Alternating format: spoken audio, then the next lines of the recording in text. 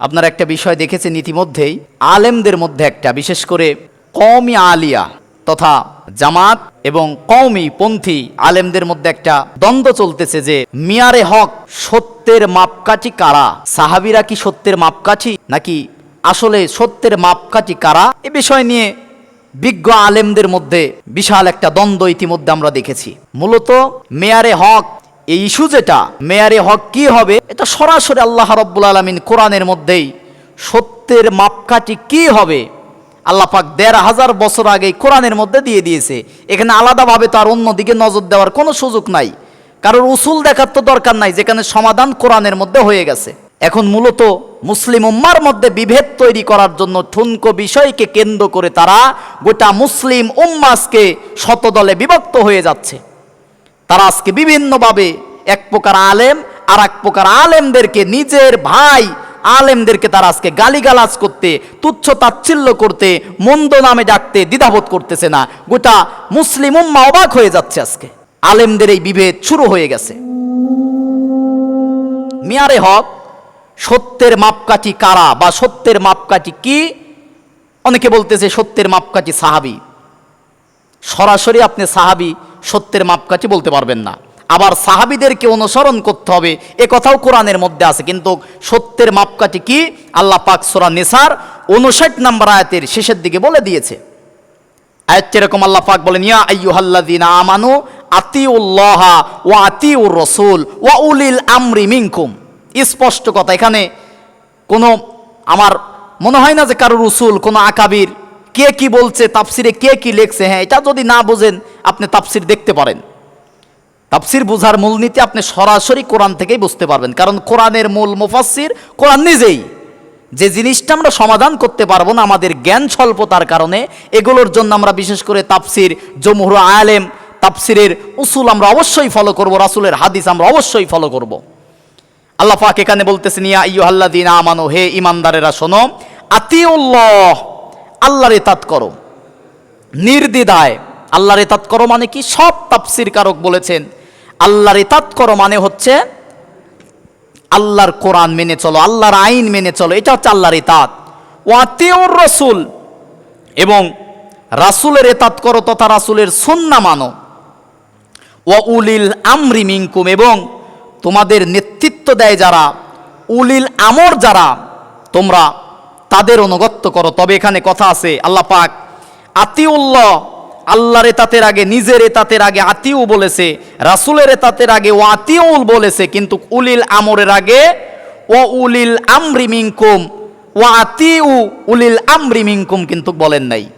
তার মানে উলিল আমরকে ততক্ষণ পর্যন্ত তোমরা অনুসরণ করবে যতক্ষণ পর্যন্ত একটা নেতৃত্ব, একটা নেতা, উলিল আমর কোরআন, আল্লাহর আইন, নবীর সুন্নাহ মেনে চলবে, ততক্ষণ পর্যন্ত উলিল আমরকে তোমরা অনুসরণ করে চলবে।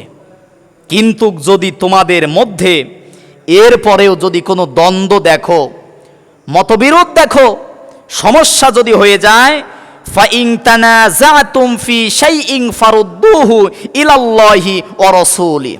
স্পষ্ট কথা, আল্লাহ পাক বলতেছেন এরপরেও এই যে কওমি, আলিয়া, জামাত, হেফাজত, তোমাদের মধ্যে যদি কোনো দ্বন্দ্ব দেখা দেয়, যদি তোমাদের আকীদার কোনো প্রশ্ন চলে আসে, তোমাদের মধ্যে যদি কোনো ফিরকার কথা চলে আসে, তখন তোমরা উলিল আমর ততক্ষণ পর্যন্ত মানবে, সেই জায়গায় তোমরা ফিরে যাবে। ফাইন তানাযাতুম ফি শাইইন ফারুদ্দুহু ইলাল্লাহি ওয়া রাসূলি, আল্লাহর কোরআনের দিকে এবং রাসূলদের দিকে তোমরা ফিরে যাবে। এখানে তো সাহাবীদের কথা নাই, কোরআন এবং সুন্নাহর দিকে তোমরা ফিরে যাবে। সত্যের মাপকাঠি এক কথাই যদি বলতে হয় কোরআন এবং সুন্নাহ। রাসূল সাল্লাল্লাহু আলাইহি ওয়াসাল্লাম প্রতিটা আম্বিয়া کرام নিষ্পাপ, নিষ্কলুষ, এতে কোনো সন্দেহ নাই। আল আম্বিয়া মাসুমুন, প্রত্যেকটা নবী রাসূল নিষ্পাপ, নিষ্কলুষ। আল্লাহ পাক আমার আপনার রাসূলের ক্ষেত্রে সূরা কলামের শুরুর দিকেই বলেছেন, ইন্নাকা লা আলা কুলুকিন আযীম, নিশ্চয়ই নবীদের চরিত্র পুত পবিত্র। আল্লাহ পাক নবীদেরকে তিনটে স্পেশাল জিনিস দান করেন। তার এক নাম্বার, আল্লাহর নবী যারা হবে আল্লাহ পাক তাদের প্রতি ওহী নাজিল করে, আসমানি ওহী, আল্লাহর পক্ষ থেকে কিতাব ওহী নাজিল করে। দ্বিতীয় নম্বরে তাদেরকে আল্লাহ পাক মুআজিজা, সমসাময়িক সময় বাতিলকে প্রতিহত করার জন্য মুআজিজা দান করে। 3 নম্বরে প্রত্যেকটা নবীকে আল্লাহ পাক উত্তম চরিত্র দিয়ে পৃথিবীকে বাঁচিয়েছেন। এটা নবীদের মৌলিক গুণ ছিল এই 3টা। এখন নবীরা ছিল হচ্ছেন মিয়ারে হক, সত্যের মাপকাঠি, আর এই সত্যের মাপকাঠির ধারক এবং বাহক ছিল সাহাবায়ে কেরাম। কোনো সন্দেহ নাই আল্লাহ রাব্বুল আলামিন তাদের ক্ষেত্রে কোরআনের মধ্যে আয়াত নাজিল করে দিয়েছে। আল্লাহ পাক সূরা তওবার 100 নম্বর আয়াতের প্রথম অংশেই বলেছেন, ওয়াস-সাবিকুনাল আউয়ালুনা মিনাল মুহাজিরিনা ওয়াল আনসারি ওয়াল্লাযীনা ইত্তাবাউহুম বিইহসান রাদিয়াল্লাহু আনহুম ওয়া রাদু আন। আল্লাহ পাক বলেছেন, আর মুহাজির এবং আনসারদের মধ্যে যারা অগ্রগামী। এখানে একটা কথা মনে রাখবেন, সব সাহাবীর দাম একরকম কিন্তু নয়। আমাদের চোখে সাহাবীদের ধোলার সমতুল্য আমরা নয়, তবে রাসূল সাল্লাল্লাহু আলাইহি সাল্লাম হাদিসের মধ্যে দেখেছি সূরা আনফালের 72, 74, 75 নম্বর আয়াতের মধ্যে বলেছেন সাহাবীরা 3 প্রকার। 1, মক্কায় যারা কালেমা পড়ে ঈমান এনে মুসলমান হয়ে হিজরত করেছে, এই আনসার সাহাবী, এই সিনিয়র সাহাবীরা হচ্ছে শ্রেষ্ঠ সাহাবী। মদিনায় থেকে হুদাইবিয়ার সন্ধি পর্যন্ত অথবা মদিনায় থেকে হিজরত করে ফতে মক্কা বিজয় পর্যন্ত সাহাবী, এরাই এক প্রকার সাহাবী, দ্বিতীয় গ্রেডের সাহাবী। আর মক্কা বিজয়ের পরে যারা ঈমান এনে সাহাবী হয়েছে, আজ পর্যন্ত এদের যত সাহাবী ছিল নবীর জীবন দশায়, এরা তৃতীয় স্কেলের সাহাবী। আল্লাহ পাক সূরা আনফালের 72 নম্বর আয়াতের মধ্যে সেই কথাগুলো জানিয়েছে। আল্লাহ পাক বলেন, ইন্নাল্লাযীনা আমানু ওয়া হাজারু ওয়া জাহাদু বিআমওয়ালিহিম ওয়া আনফুসিহিম ফি সাবিলিল্লাহি ওয়াল্লাযীনা আওয়াউ ওয়া নাসারু উলাইকা বা'দুহুম আউলিয়াউ বা'দ। এক প্রকার সাহাবী নিশ্চয় যারা ঈমান এনেছে, হিজরত করেছে, নিজেদের মাল এবং জান দিয়ে আল্লাহর রাস্তায় জিহাদ করেছে, এরা হচ্ছে প্রথম শ্রেণীর সাহাবী। মক্কায় জুলুম নির্যাতন স্বীকার করেও যারা ঈমান এনেছে। দ্বিতীয় নাম্বার, আল্লাহ রাব্বুল আলামিন সূরা আনফালের পরবর্তী আয়াতগুলোতে আল্লাহ পাক বলেছেন, ৭৪ নম্বর আয়াতে বলেন, আল্লাযীনা আমানু ওয়া হাজারু ওয়া জাহাদু ফি সাবিলিল্লাহি ওয়াল্লাযীনা আওয়াউ ওয়া নাসারু উলাইকা হুমুল মুমিনুনা হাক্কা। আল্লাহ পাক বলেন, নিশ্চয় যারা ঈমান এনেছে, হিজরত করেছে, আল্লাহর পথে জিহাদ করেছে, এবং ওয়াল্লাযীনা আওয়াউ ওয়া নাসারু যারা আশ্রয় দিয়েছে, মুহাজির যারা, এদেরকেও আল্লাহ পাক ভালোবাসে। এরাই হচ্ছে উলাইকা হুমুল মুমিনুনা হাক্কা, প্রকৃত মুমিন। দ্বিতীয় স্টেপ। এরপরে আল্লাহ পাক 75 নম্বর আয়াতের মধ্যে 3টা জাতির কথা বলেছেন, ওয়াল্লাযীনা আমানু মিন বা'দ ওয়া হাজারু ওয়া জাহাদু মা'আকুম ফাউলাইকা মিনকুম। আল্লাহ পাক বলেছেন যে এরপরে যারা ঈমান এনেছে, হিজরত করেছে, জিহাদ করেছে এবং তাদেরকে সাহায্য করেছে, এরা হচ্ছে শ্রেষ্ঠ সাহাবী। 3 প্রকার। হিজরতের আগের সাহাবীদের দাম কখনোই হিজরতের পরের সাহাবীর মতো নয়। ফতে মক্কার পরে সাহাবী যারা ঈমান এনেছে, কিন্তু প্রথম সেই জুলুম নির্যাতন করা মক্কার সাহাবীর মতো শ্রেষ্ঠ অগ্রগামী সাহাবী তারা নয়। সকল সাহাবী শ্রেষ্ঠ, কিন্তু সিনিয়র সাহাবী আছে। এখন সকল সাহাবী মাপকাঠি মিয়ারে হক হবে না, সকল সাহাবী মিয়ারে হক হবে না। অনেক সাহাবী তো মুরতাদও হয়ে গেছে। যেরকম বুখারী শরীফের 1846 নম্বর হাদিসের মধ্যে আসছে, আব্দুল ইবনে খাতাল মুসলমান ছিল কিন্তু মুরতাদ হয়ে গিয়েছিল। উবাইদুল্লাহ ইবনে জাহাশ তিনি মুরতাদ হয়ে গেছে, ঈমান এনেছিল কিন্তু মুরতাদ হয়ে গেছে। আব্দুল্লাহ ইবনে আবি সারফ, যদিও ইনি মুরতাদ হওয়ার পরে আবার তওবা করে ফতে মক্কার পরেতে ঈমান এনেছে, কিন্তু সাহাবীরাও তো মুরতাদ হয়ে গিয়েছিল।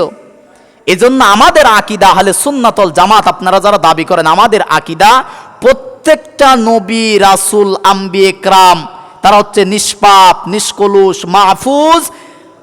আম্বিয়ে কেরাম মাসুম, আর সাহাবে কেরাম যারা হচ্ছে তারা হচ্ছে মাহফুজ। আল্লাহ পাক তাদেরকে হেফাজত করেছে, যাদের শানে আল্লাহ পাক সূরা ফাতির 18 নম্বর আয়াতের মধ্যে লাকাদ রাদিয়াল্লাহু আনিল মুমিনিন, আল্লাহ পাক বলেছেন আমরা তার প্রতি খুশি হয়েছি। সেই সাহাবীদের প্রতি আল্লাহ পাক বলেন, লাকাদ রাদিয়াল্লাহু আনিল মুমিনিনা ইয ইউবাইউনাকা তাহতা শাজারা। ওই যে হুদাইবিয়ার সন্ধির সময় যারা, হে নবী আপনার হাতের নিচে হাত দিয়ে যে সমস্ত 1400 সাহাবী হাতের ওপর হাত দিয়ে বায়াত গ্রহণ করেছে, তাদের হাতের নিচে আমি আল্লাহ রাব্বুল আলামিনের কুদরতি হাত তথা সাহায্য ছিল সেই সব সাহাবীদের প্রতি লাকাদ রাদিয়াল্লাহু আনিল মুমিনিন, ওই সমস্ত মুমিনদের প্রতি আমি আল্লাহ পাক রাজি এবং খুশি হয়ে গেছি।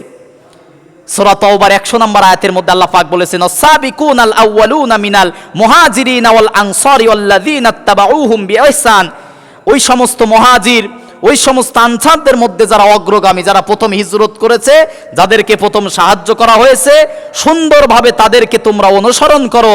কারণ লাকাদ রাদিয়াল্লাহু, আল্লাহ পাক বলতেছেন রাদিয়াল্লাহু আনহুম ওয়া রাদু আন, সেই সমস্ত সাহাবীদের প্রতি আমি আল্লাহও খুশি হয়ে গেছি, সাহাবীরাও আমি আল্লাহর প্রতি খুশি হয়ে গিয়েছে। সুবহানাল্লাহ। এজন্য সত্যের মাপকাঠি একমাত্র কোরআন এবং প্রতিটা আম্বিয়া একরাম নবী রাসূল। আর এই মাপকাঠির মিয়ারে হকের ধারক এবং বাহক হচ্ছে সাহাবী একরাম। এক কথাই বলা যাবে না, অবশ্যই সাহাবীদেরকে অনুকরণ করতে হবে। সূরা হাশরের 9 নম্বর আয়াতের মধ্যেও আছে। কিন্তু এক কথায় সত্যের মাপকাঠি কোরআন এবং সুন্নাহ। প্রতিটা নবী রাসূল মাসুম, নিষ্পাপ, নিষ্কলুষ, সাহাবা একরাম মাহফুজ, তাদেরকে আল্লাহ পাক হেফাজত করেছে। এ অর্থে এদেরকেও আপনারা মিয়ারে হক দাবি করতে পারেন, কিন্তু এক কথাই মিয়ারে হক কোরআন এবং সুন্নাহ। প্রত্যেকটা নবী আলাইহিস সালাতু ওয়াস সালাম, প্রতিটা রাসূল সাল্লাল্লাহু আলাইহি সাল্লাম মিয়ারে হক, এবং সাহাবীরা সেই মিয়ারে হকের ধারক এবং বাহক। এই নিয়ে তো ফতোয়াবাজি, ফিতনা করার সময় এখন নয়। এখন ঐক্যবদ্ধ হয়ে ইসলামী খেলাফা, রাসূল সাল্লাল্লাহু আলাইহি ওয়াসাল্লাম যে ঐক্য নিয়ে ইসলামী রাষ্ট্র গঠন করেছিল, আজকে কওমি, আলিয়া, জামাত, হেফাজত, চরমনাই, সারসিনা, ফুরফিরা সকল ঠুনকো বিভেদ ভুলে গিয়ে এক প্ল্যাটফর্মে এসে ঐক্যবদ্ধ হয়ে আল্লাহর জমিনে আল্লাহর রাজ কায়েমের চূড়ান্ত শপথ নিয়ে আল্লাহর রাজ কায়েমের কর্মসূচি পালন করতে হবে। বিভেদ করার সময় এখন মুসলমানদের নাই, ঐক্যবদ্ধ হওয়ার সময় এখন মুসলমানদের।